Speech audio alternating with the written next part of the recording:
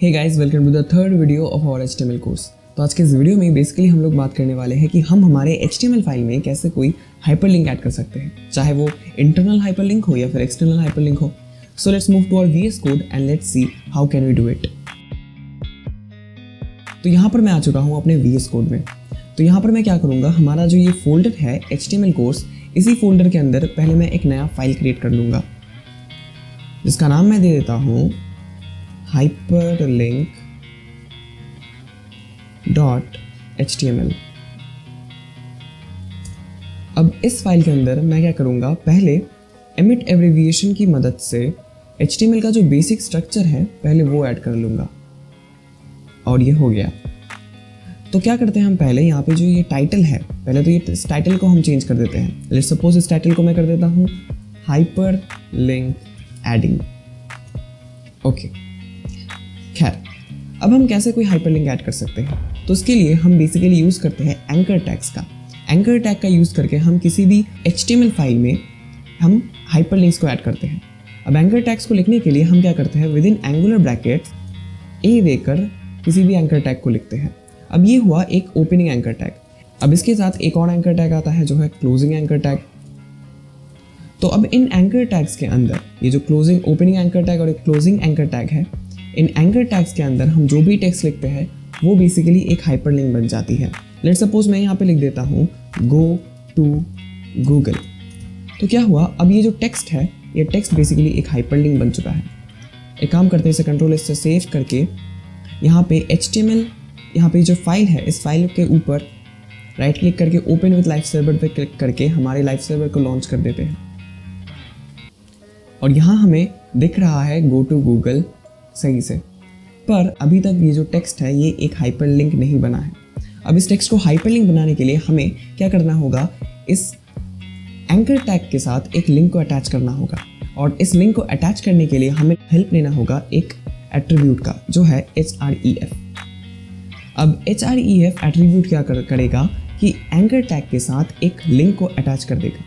तो यहाँ पर मैं क्या करता हूँ कि गूगल का जो लिंक है पहले मैं यहाँ पे वो लिख देता हूँ जो है https://google.com। ओके, तो अब ये मैंने जो लिखा ये एट्रीब्यूट, बेसिकली ये एट्रीब्यूट है क्या, इसको एक एनालॉजी से समझने की कोशिश करते हैं। अगर कोई टैग एक पर्सन है तो एट्रीब्यूट उसका बिहेवियर है। इसका मतलब एट्रीब्यूट बेसिकली क्या है, एट्रीब्यूट्स बेसिकली किसी भी टैग के बिहेवियर को दिखाने का तरीका है। हम कह सकते हैं एट्रीब्यूट्स की मदद से हम किसी भी टैग के खूबियों को डिफाइन करते हैं कि उसमें क्या क्या खूबियाँ होनी चाहिए। जैसे मैंने अभी डिफाइन कर दिया कि एंकर टैग के साथ एक लिंक को अटैच एक लिंक अटैच होना चाहिए ताकि एंकर टैग के अंदर मैं जो भी टेक्स्ट लिखूँ उस पर क्लिक करते ही मैं उस लिंक पे रीडायरेक्ट हो जाऊँ।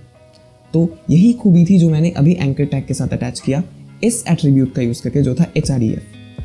अब इसे सेव करके देखते हैं हमारा जो ये टेक्स्ट था ये एक हाइपरलिंक, इसके साथ कोई लिंक अटैच हुआ या नहीं। और हाँ, यहाँ पे इस टेक्स्ट के साथ एक लिंक अटैच हो चुका है।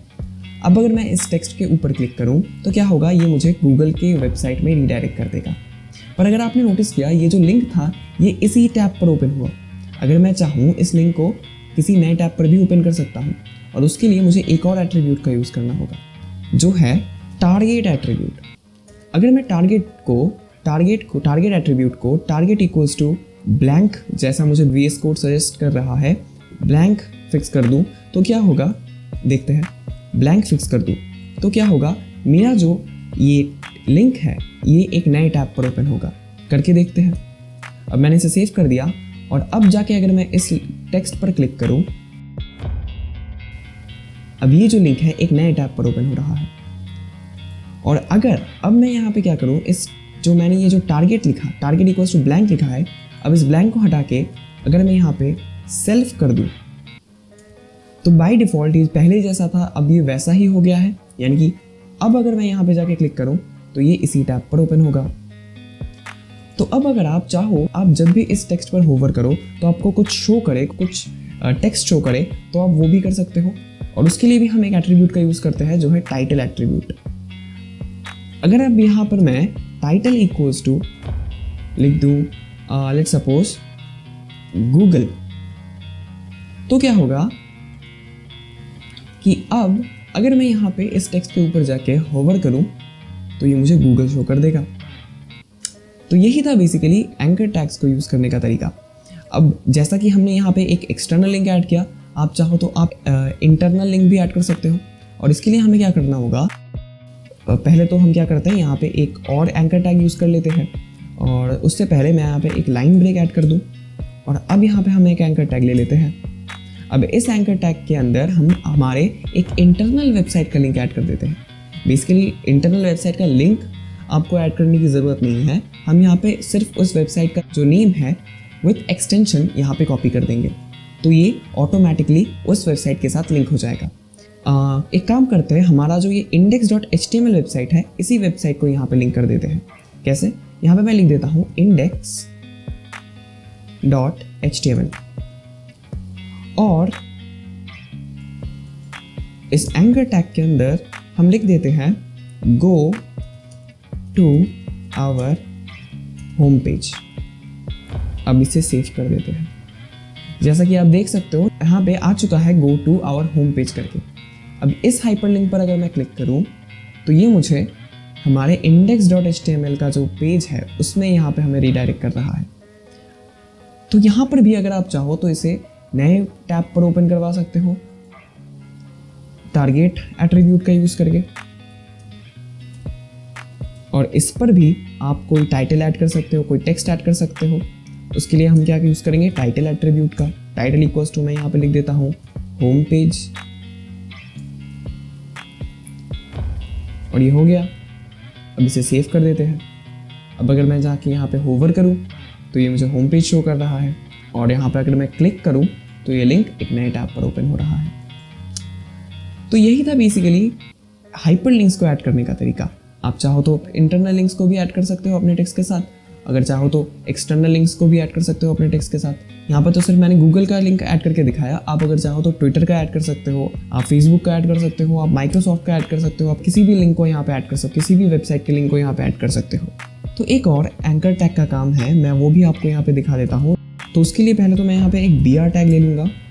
अब इसके बाद यहाँ पे एक एंकर टैग ले लेता हूँ और इस एंकर टैग के लिंक के अंदर मैं क्या करूँगा, लिख दूँगा मेल टू एक कोई भी ईमेल एड्रेस हम यहाँ पे एंटर कर देते हैं। लेट सपोज मैं यहाँ पे लिख देता हूँ HTML course 123@gmail.com हो गया। और इस एंकर टैग के अंदर हम लिख देते हैं मेल अस और इसे सेव कर देते हैं।